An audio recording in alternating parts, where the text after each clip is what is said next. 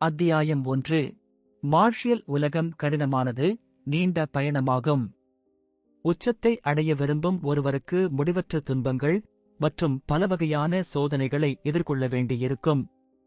வெற்றியை அடைய அவர்கள் கடுமையாக உழைக்க வேண்டும். மலங்காங் நகரில் அமைந்திருந்த ஹை வல்லி மவுண்டேன் பவிலியன் என்பது ஒரு சிறிய மர்மமான கூட்டம்.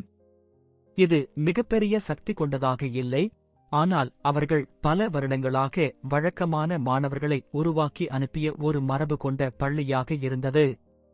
பவிலியனில் இருந்த யுவா போர் கலைக் கல்லூரியில் உள்ள சீடர்களில் ஒருவராக பார்த்திபன் இருந்தான். அவன் ஒரு ஒப்பந்த மாணவன் மட்டுமே. அவனுக்கு எந்தவித சிறப்புமிக்க திறமையும் இல்லை, மேலும் 9 ஆண்டுகளாக கூட எந்த வளர்ச்சியும் காணவில்லை. மற்ற சீடர்கள் அவனை அவமதித்தனர், அவனுடன் பழக மறுத்தனர். அன்றிரவு பார்த்திபன் தனது தனியறையில் இருந்தபோது அவனது கைகளை விரித்து பார்த்தான். அவனது விரல்கள் வலியால் குலுங்கின. நான் இவ்வளவு பலவீனமானவனா? சில நாட்களுக்கு முன்பு அவன் மற்ற சீடர்களுடன் பயிற்சியில் ஈடுபட்டபோது அவர்களிடம் அடிபட்டான். அவன் எல்லா விதத்திலும் தோற்றான். ஆனால் அதே சமயம் அவன் மனதுக்குள் ஓர் உறுதியுடன் இருந்தான், நான் இங்கேயே நின்று விட மாட்டேன். அவசரமாக அவன் தனது படுக்கையின் கீழே உள்ள பழைய நூலை எடுத்தான்.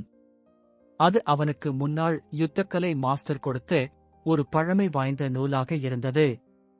அந்த நூலில் ஒரு வரி மட்டும் இருந்தது, ரத்தம் சிந்தும் போதுதான் உண்மையான வீரர் பிறக்கிறான். பார்த்திபன் தனது கண்களை உறுத்தி நூலின் அந்த ஒரே வரியை பார்த்தான், ரத்தம் சிந்தும் போதுதான் உண்மையான வீரர் பிறக்கிறான். அவனால் இதை புரிந்து கொள்ள முடியவில்லை.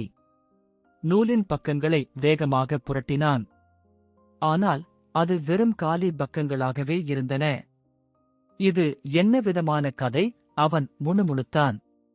அவன் ஏமாற்றத்துடன் நூலை திருப்பிப் போட்டான். ஆனால் அடுத்த கணத்தில் நூல் தானாகவே ஒளிரத் தொடங்கியது. ஒரு சக்தி அதிலிருந்து புறப்பட்டு பார்த்திபனின் உள்ளங்கை மீது படிந்தது. ஒரு சுடும் உணர்வு.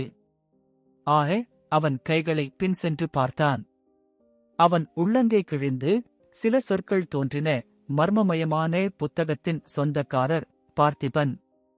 அவன் இதை பார்த்தவுடன் அவருடைய மனதில் தகவல்கள் பெருகி ஓடின. நூலின் சூட்சுமம் அவனுக்கு புரிந்தது. இது என்ன மாதிரியான மர்ம புத்தகம்? இது எப்படி என் உடலை ஏற்றுக்கொண்டது? அந்த நூல் வெறுமனே ஒரு பழைய நூல் அல்ல, அது பார்த்திபனின் இரத்தத்தால் செயல்படும் ஒரு அற்புதமான ஆயுதம் போலிருந்தது. அவன் விரைவாக புத்தகத்தை மீண்டும் திறந்தான். இப்போது அதில் புதிதாக எழுதியிருந்த சில வார்த்தைகள் அவனுடைய பார்வையை ஈர்த்தன. கருவூலம் திறக்க தயாராக இரு. கருவூலம்? இது என்ன அர்த்தம்? பார்த்திபன் தன் விரலால் நூலின் அந்த பக்கத்தை தொடும்போது அந்த புத்தகம் திடீரென கதிர் ஒளியுடன் பிரகாசித்தது. ஒரு சிறிய தங்கப் பொட்டலம் அதன் பக்கங்களில் இருந்தது. அவன் அதை பிடிக்க அது மாயமான சக்தியால் அவனது உள்ளங்கையில் ஒட்டிக்கொண்டது. அது வெறும் பொட்டலம் இல்லை, அது ஒரு புதிய சாகுபடி நுட்பம். இது ஒரு பழமையான பயிற்சி முறையா? இதை நான் பயிற்சி செய்யலாமா? பார்த்திபன் அதிர்ச்சியுடன் நின்றான். அவன் இதுவரை பலவீனமாக இருந்தான், ஆனால் இப்பொழுது அவன் முன்னேறும் வழி கிடைத்திருந்தது. இவனது பயணம் இங்கிருந்து ஆரம்பிக்கிறது. பார்த்திபன் மந்திரிக்கும்போது தங்கப் பொட்டலம் தானாகவே திறக்கப்பட்டது. அதில் இருந்தது ஒரு பழமையான யுத்தக் கலையின் தழுவல். அவன் அதன் முதல் வரிகளை படிக்கத் தொடங்கினான், வானவழி போர் நுட்பம். இதுவே அவனது வாழ்க்கையை மாற்றப்போகும் சக்தி. புத்தகத்தில் எழுதப்பட்டிருந்தபடி பார்த்திபன் தனது உடலின் உள்ளே உள்ள சக்தியை உணர முயன்றான். பல வருடங்களாக அவன் பலவீனமாக இருந்தாலும் இதுவரை எந்த பயிற்சியும் அவனுக்கு நன்றாக அமைந்ததில்லை. ஆனால் இப்போது அவன் கண்களை மூடிக்கொண்டான். திடீரென அவனது உடலில் தன்னுடைய உள்ளார்ந்த சக்தி இயக்கத்திற்குள் வந்தது. அவன் இதுவரை உணராத ஒரு பரவச உணர்வு. இது நிச்சயமாக வேறுபட்ட ஒன்றாக இருக்கிறது. அவன் தன்னை தானே உணர்ந்து கொண்டான். பார்த்திபனின் உடல் மெதுவாக ஒரு ஆழ்ந்த வேகம் பெறத் தொடங்கியது. அவன் அதன் வழிமுறைகளை கவனமாக பின்பற்றினான். திடீரென அவன் உள்ளிருந்து ஒரு அலை போல் சக்தி எழுந்தது. பூம்! அவனது உடல் முழுவதும் ஆற்றல் வெளிப்பட்டது. காற்று அதிர்ந்தது, மண் தூசி பறந்தது. பார்த்திபன் மெல்ல மெல்ல தனது புத்தகத்தில் கொடுக்கப்பட்ட வழிமுறைகளை மேற்கொள்ளத் தொடங்கினான். இனி அவன் உண்மையான பயிற்சியை ஆரம்பிக்கிறான்.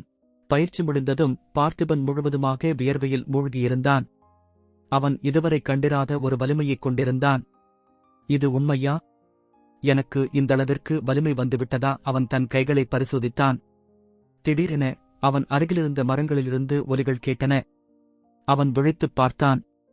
இருள் சூழ்ந்த காட்டில் சில நிழல்கள் நகர்ந்து கொண்டிருந்தன. அது யார் என்று பார்த்திபன் பதட்டத்துடன் பார்த்தான். அவன் சற்று முன்னால் பயிற்சி செய்த இடத்திற்குச் சென்றபோது அங்கே ஒரு தடயத்தைக் கண்டான். அது ஒரு மனிதனின் காலடிச் சுவடாக இருந்தது. ஆனால் அவன் அங்கு யாரையும் காணவில்லை. இங்கு யாரோ இருக்கிறார்கள். என்னை கவனிக்கிறார்கள். பார்த்திபன் மனதிற்குள் யோசித்தான். அவனுக்கு ஒரு அச்சுறுத்தும் உணர்வு ஏற்பட்டது. நீங்கள் யார்? வெளியே வாருங்கள், அவன் கத்தினான். சில நொடிகள் அமைதியாக கழிந்தன. பின்னர் ஒரு ஆண் குரல் கேட்டது. நீ மிகவும் நன்றாக வளர்ந்து கொண்டிருக்கிறாய், பார்த்திபா. ஆனால் இன்னும் நீ முழுமையாக தயாராகவில்லை. பார்த்திபனின் இதயம் வேகமாக துடித்தது. நீங்கள் யார்? என்னைப் பற்றி எப்படித் தெரியும்? அவன் கேட்டான். அந்த நிழல் மெதுவாக நகர்ந்தது. ஆனால் அதன் முகம் தெளிவாக தெரியவில்லை. உன் பயணம் இப்போதுதான் ஆரம்பிக்கிறது, பார்த்திபா. உண்மையான சோதனைகள் இன்னும் வரும். பார்த்திபன் ஆழ்ந்து மூச்சு விட்டான். அவன் முன்னிலையில் நின்ற நிழலான நபர் மிகுந்த சக்தியுடன் காற்றில் மிதந்து கொண்டிருந்தார். நீங்கள் யார்? அவன் மீண்டும் கேட்டான். அந்த நபர் மெதுவாக வெளியே வந்தார். அவரது முகம் இன்னும் தெளிவற்றதுமாக இருந்தது. நீ இன்னும் இந்த உலகின் உண்மையை அறியவில்லை, பார்த்திபா. உனக்கு உண்மையான போராட்டங்கள் இன்னும் வரும். பார்த்திபனின் கண்கள் நிழலான அந்த நபரை விரித்துப் பார்த்தன. அவனது மனது பல கேள்விகளால் நிரம்பியிருந்தது. நீங்கள் யாரு? அவன் மீண்டும் கேட்டான். அவனுடைய குரலில் தைரியம் இருந்தாலும் உள்ளுக்குள் ஒரு குழப்பம். அந்த நபர் மெதுவாக நகர்ந்தார். நிலவொளியில் அவரின் உருவம் சிறிது தெளிவாக வெளிப்பட்டது. நீண்ட முடி, கரும் அங்கி, முகம் முழுவதும் மூடிய ஒரு நுண்ணறிவுப் பொறி போன்ற முகமூடி அணிந்திருந்தார்.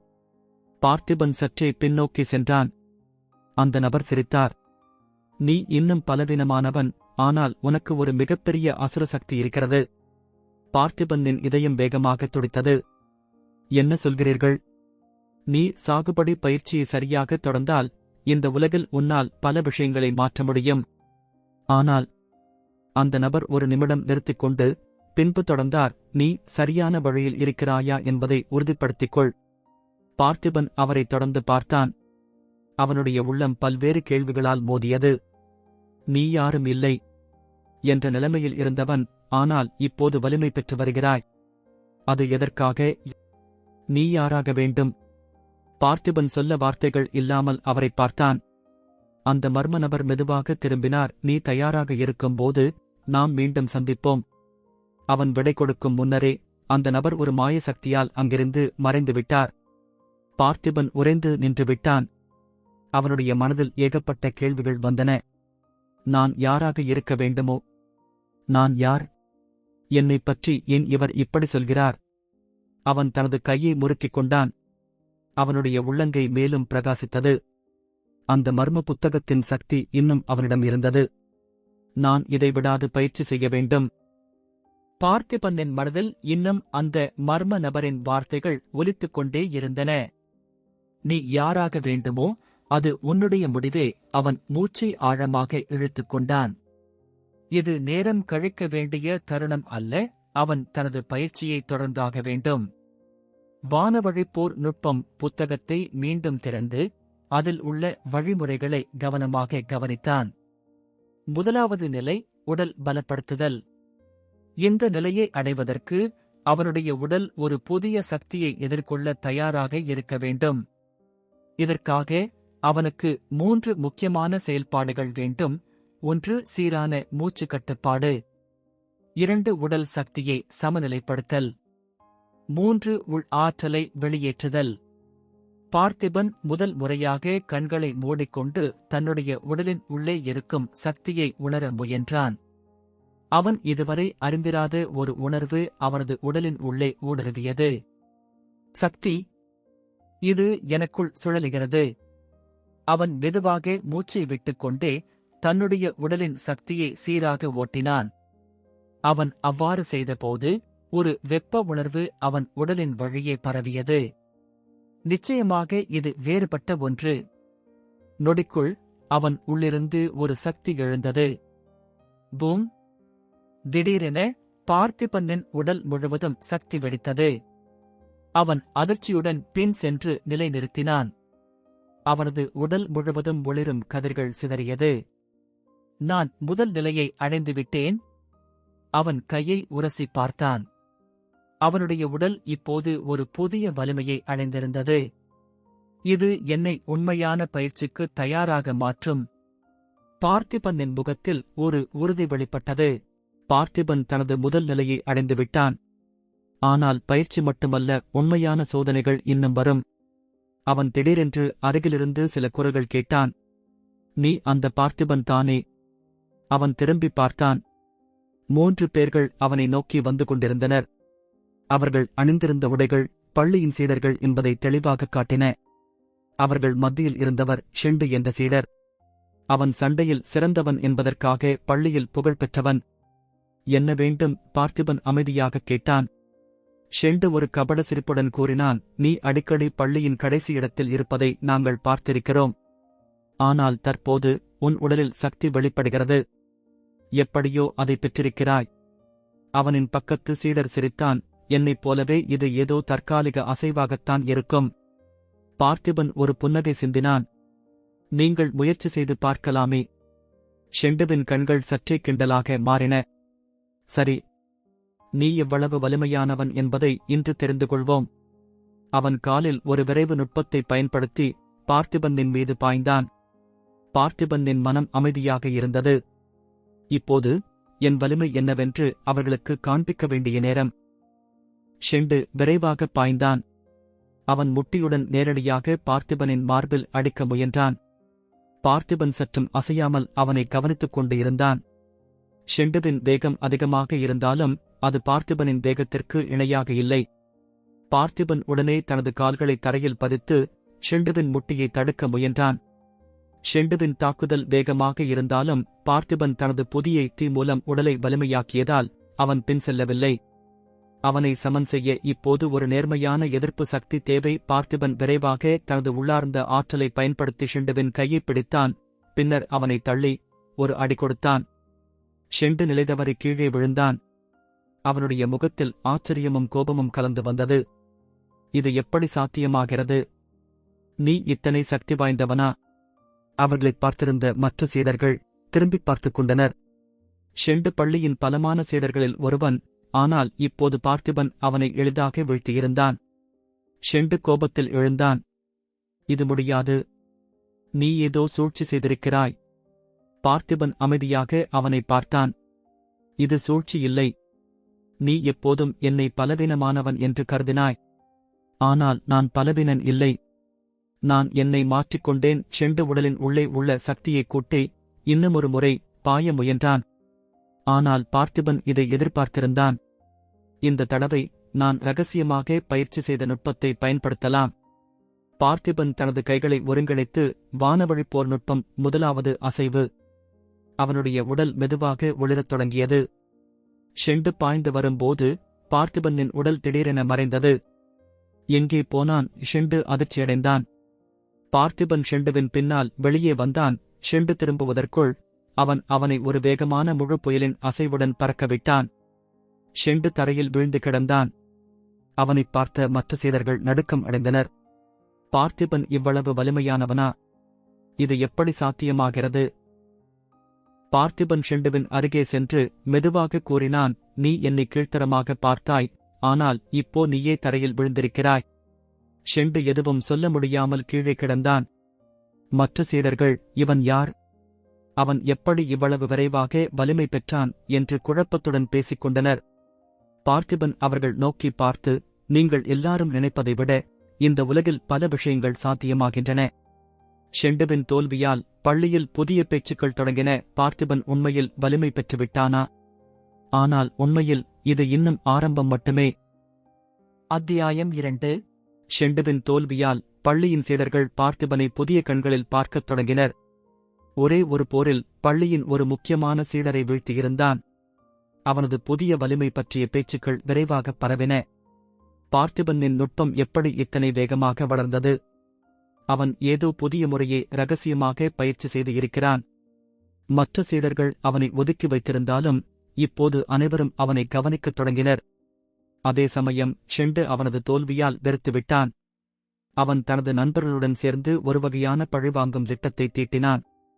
பார்த்திபனை நான் இப்படி சும்மா விட்டுவிட மாட்டேன். அவனை முற்றிலும் அழிக்க வேண்டிய நேரம் வந்துவிட்டது. பார்த்திபன் ஷெண்டுவின் தாக்குதலை எதிர்கொண்டு வெற்றி பெற்றிருந்தாலும் அவனுக்கு இன்னும் பயிற்சி தேவை. ஷெண்டுவை வீழ்த்தியது சாதாரண போராட்டம். ஆனால் உண்மையான நுட்ப உலகில் பலமே எல்லாவற்றையும் தீர்மானிக்காது. அவன் தனியாக பள்ளியின் புறநகர் பகுதியில் பயிற்சி செய்து கொண்டிருந்தான். அந்த நேரத்தில் அவன் அருகே இருந்து ஒரு ஆழமான குரல் கேட்டது. நீ ஆபத்தான பாதையை தேர்ந்தெடுத்திருக்கிறாய், இளைஞா.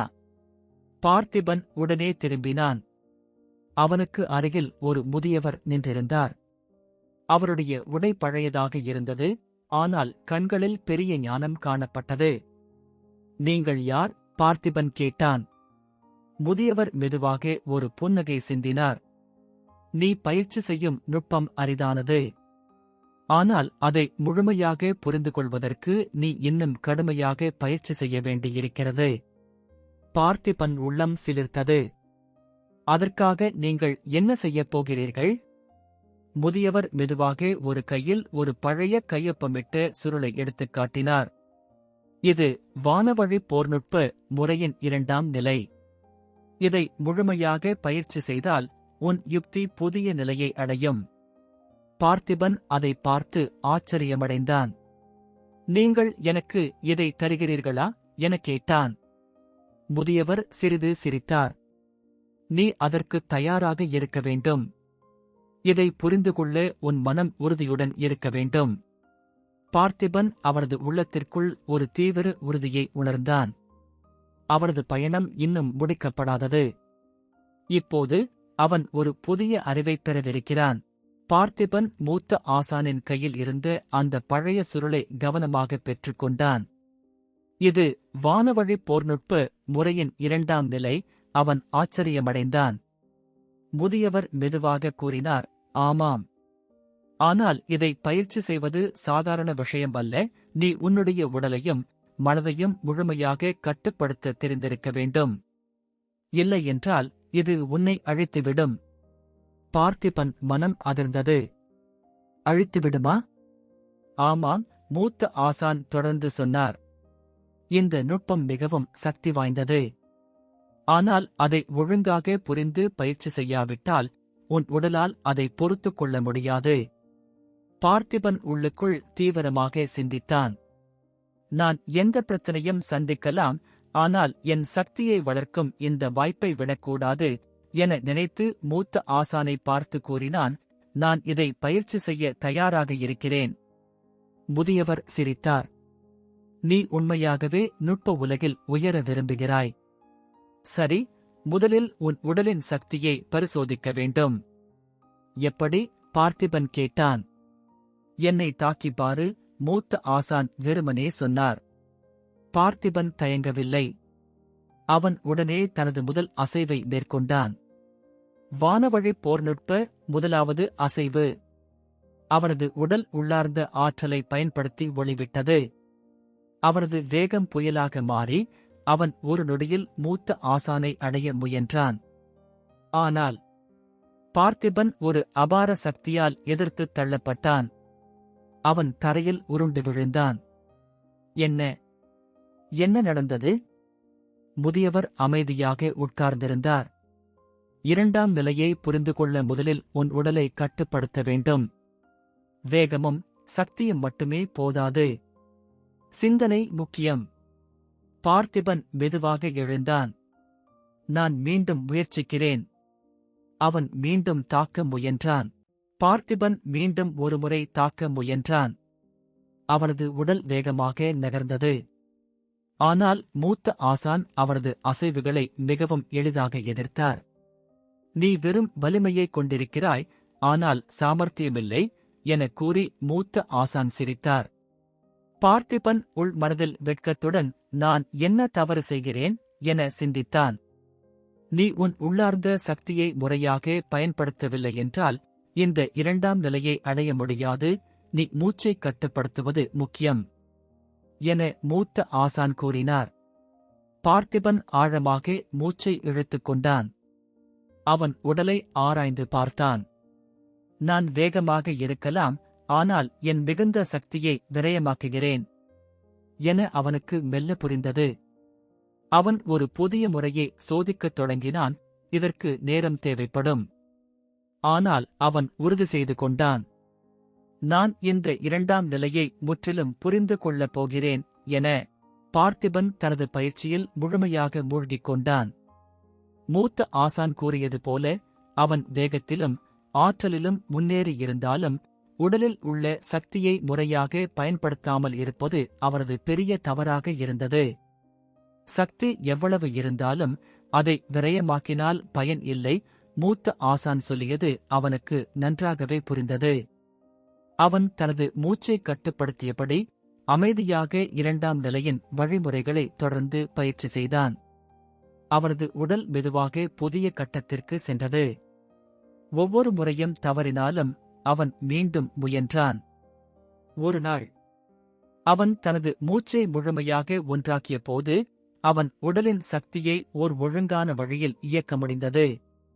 அவன் மனதிற்குள் அந்த உணர்வு ஒளி போல பிரகாசித்தது. இப்போதுதான் உண்மையான இரண்டாம் நிலையை அடைகிறேன். மூத்த ஆசான் இதை கவனித்தார். பார்த்திபன் தனது பயிற்சியில் புதிய கட்டத்திற்கு சென்ற பிறகு அவன் பள்ளியின் முக்கிய பகுதிக்கு திரும்பினான். அவனது உள்ளார்ந்த நுட்பம் வளர்ந்திருந்தாலும் அவன் இன்னும் பல இடர்பாடுகளை எதிர்கொள்ள வேண்டும். அந்த நேரத்தில் அவன் நடந்து சென்றபோது எதிரே ஒரு பழைய முகம் வந்தது. அவன் முன்னால் நின்ற ஷெண்டு பழைய ஷெண்டு இல்லை. அவன் கடுமையாக பயிற்சி செய்திருந்தான். பார்த்திபன், நீ என்னை ஓரிரு நாட்கள் முன்னால் வென்றதாக நினைத்திருந்தாய் இல்லையா என ஷெண்டு சிரித்தான். ஆனால் இப்போது சூழ்நிலை மாறியிருக்கிறது. பார்த்திபன் அவனை பார்த்து அசைவில்லாமல் இருந்தான். நீ என்ன சொல்ல வருகிறாய் என கேட்டான். ஷெண்டுவின் பார்வையில் ஒரு தீவிரம் இருந்தது. இந்த முறை நான் உன்னை முழுமையாக அழைக்கப் போகிறேன். ஷெண்டுவின் உடல் முழுவதும் ஒரு புதிய சக்தியால் விழுந்து கொண்டிருந்தது. நுட்பத்தில் ஷெண்டு முன்னேறியிருக்கிறான். பார்த்திபன் உள்ளுக்குள் சிந்தித்தான்.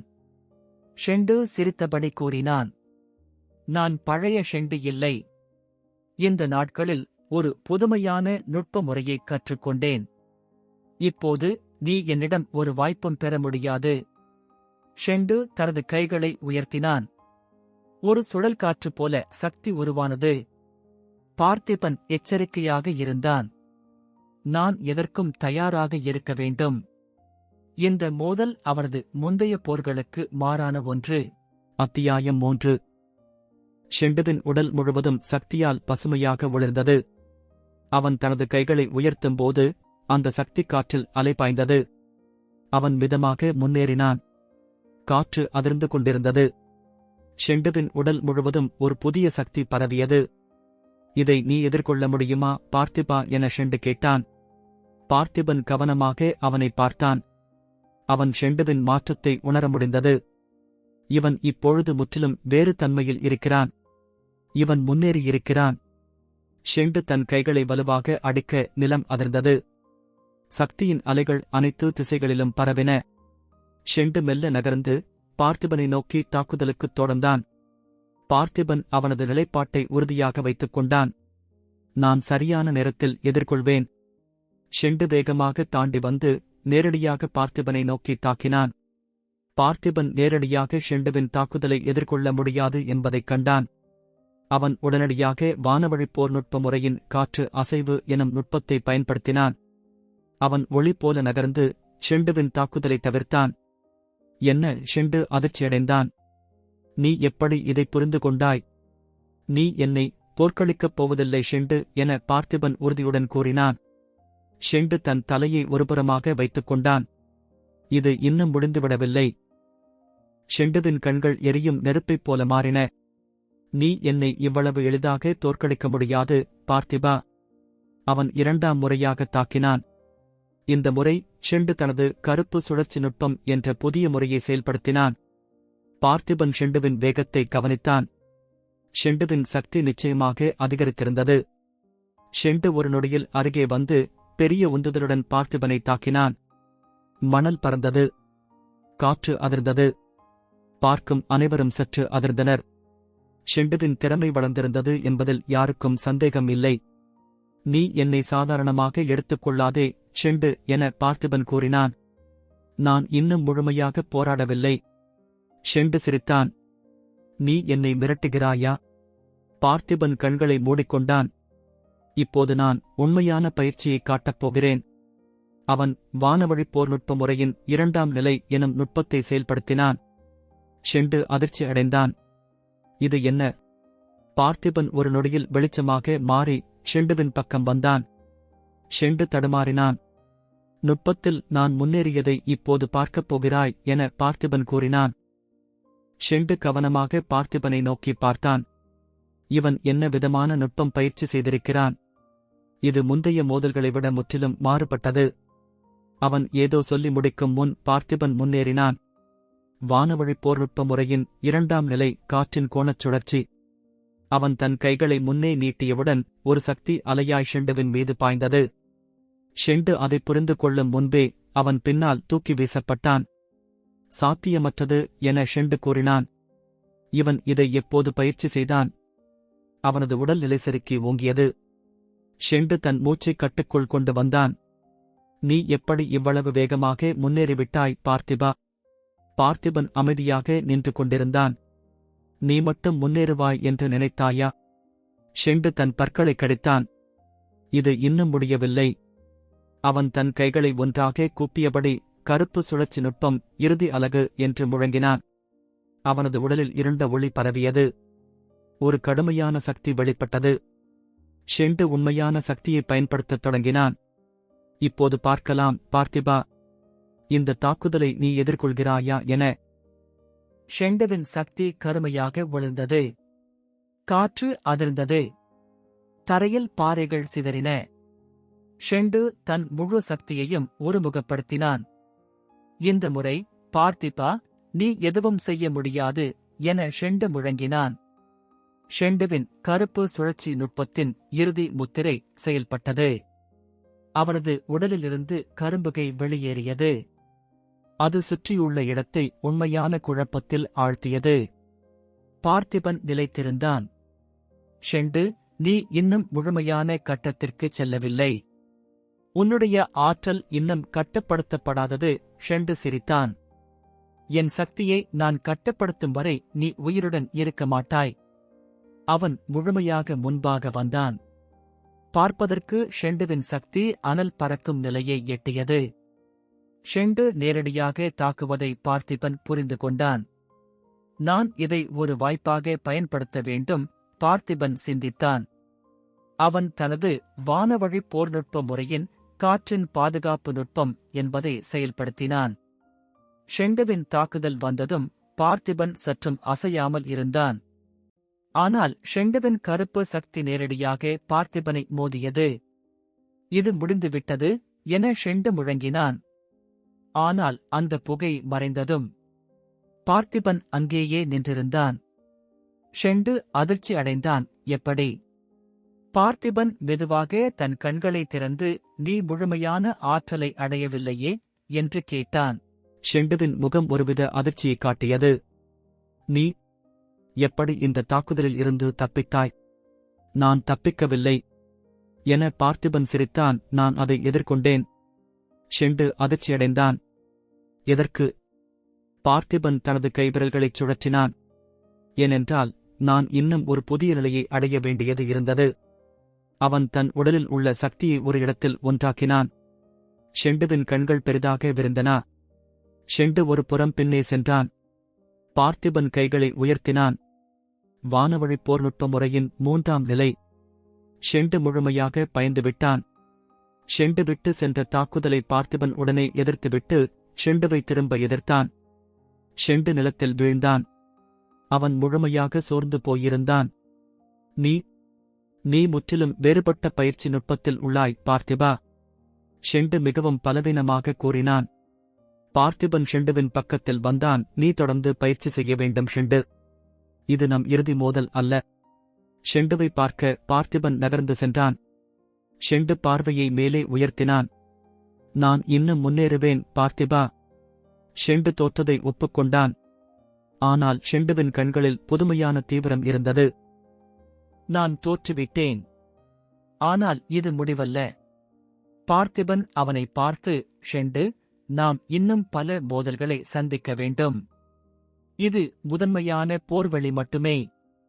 ஷெண்டு மெதுவாக எழுந்தான். நீ வெற்றி பெற்றிருக்கலாம், ஆனால் நான் இங்கு நிற்கப் போவதில்லை. பார்த்திபன் அவனை பார்த்து சிரித்தான்.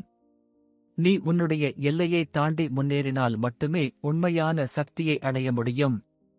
அதற்கு காத்திருக்கிறேன். அவன் திரும்பி நகர்ந்தான்.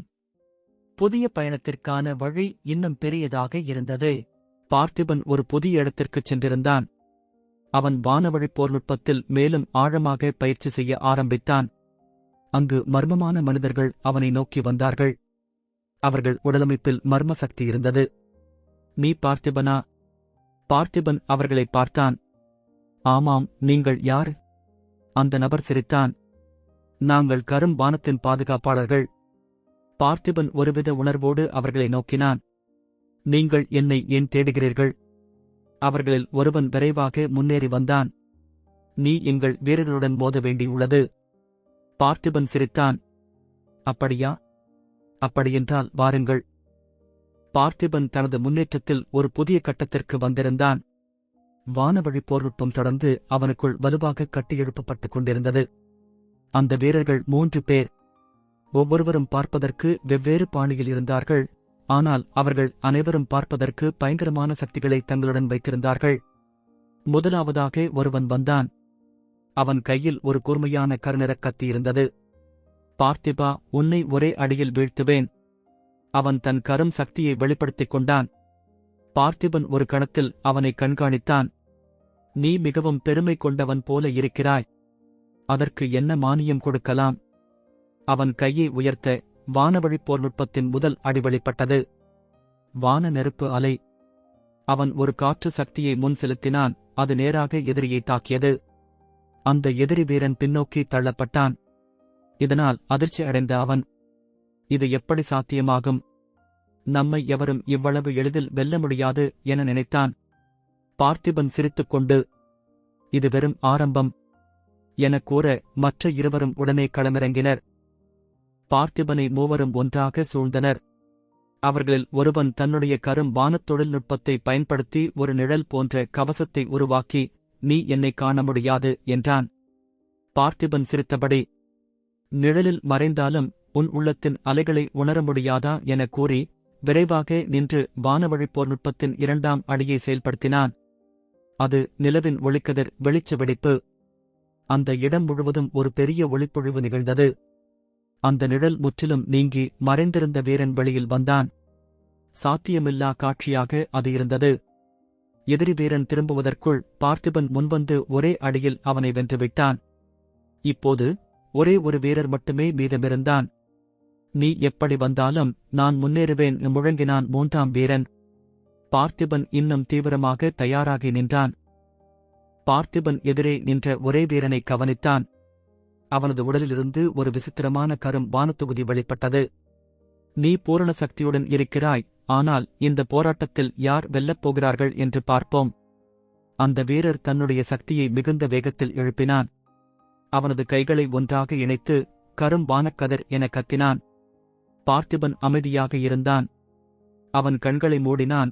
வானவழி போர்நுட்பத்தை முழுவதுமாக உறிஞ்சி தனது உடலின் சக்தியை அதிகரிக்க செய்தான். விரைவாக அவன் வானவழி புயல் அலை என கூச்சலிட்டான். அந்த வீரரின் கரும் சக்தி உடனடியாக பின்னோக்கி தள்ளப்பட்டது.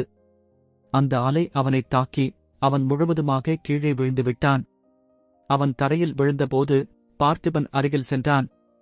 நீங்கள் போரிட்ட விதம் சிறந்தது, ஆனால் நான் தொடர்ந்தே ஆக வேண்டும். அந்த வீரர் சிரித்தான். நீ உண்மையாகவே வலுவானவன். இனி இது உன் பயணம். பார்த்திபன் அவர்களை விட்டு சென்றான். அவர்களுடைய 3 சோதனைகளையும் வென்று முடித்தவன் இப்போது ஒரு புதிய பயணத்திற்கு தயாராக இருந்தான்.